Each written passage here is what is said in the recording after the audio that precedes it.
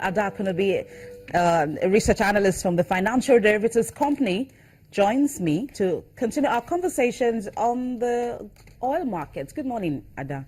Good morning, Glad to Balaji. have you. I'm sure you've seen a lot, you've read a lot, and of course more data from your end. Tell us what is going on the world oil markets, of course, and how Nigeria has been able to deal with its petrol scarcity problem.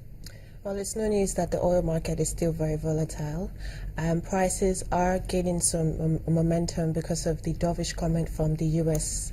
Fed Chair Janet Yellen, saying that they're really not going to do anything to interest rate. And typically, there's an inverse relationship between prices of oil and the dollar. So if the dollar depreciates, which it has depreciated to about 0.8% against a basket of other currencies, if that depreciates, typically oil prices will go up.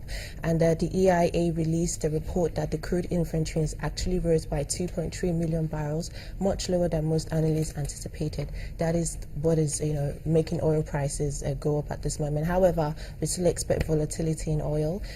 Prices will give mixed sentiment pending the outcome of the meeting in April 17th in Doha. So, bringing it back to Nigeria, we are facing a double whammy. Global oil prices are low, investments are slowing, and we are actually having problems in our oil production due to numerous cases of pipeline vandalism. And force majeure. Exactly, and force majeure. Last week, an Italian oil company has said that there has been another disruption in the pipeline. NNPC has recorded that from February last year to January 2016, there has been cases of over 2,800 pipeline vandalisms in the country, which cost them about 103 billion naira, and worth, they lose value, or oil products lose about 57 billion. So there has been, there has just been lots of cases of oil vandalism, which in turn is sort of contributing to the fuel scarcity we have now and the very poor power supply. So it is, if there's some sort of extensive reform or some sort of advanced mechanism put in place to try and tackle the pipeline vandalisms that we have at the moment, there are huge potentials in the oil and gas industry, because we would see our production increase, and it will begin to trickle down to other independent oil companies. So yes, that is the case right now in the Nigerian energy market. And yeah, if you look at the liquefied natural gas as well, in the global market, it has gone up 4%. This is due to the anticipation of cold weather in the Mid-Eastern and North. So there should be high demand for exactly, due to anticipation of high demand in the US. We in Nigeria, we produce, I think, 13% of our LNG goes to our revenue. So we're about the top 30 in the world.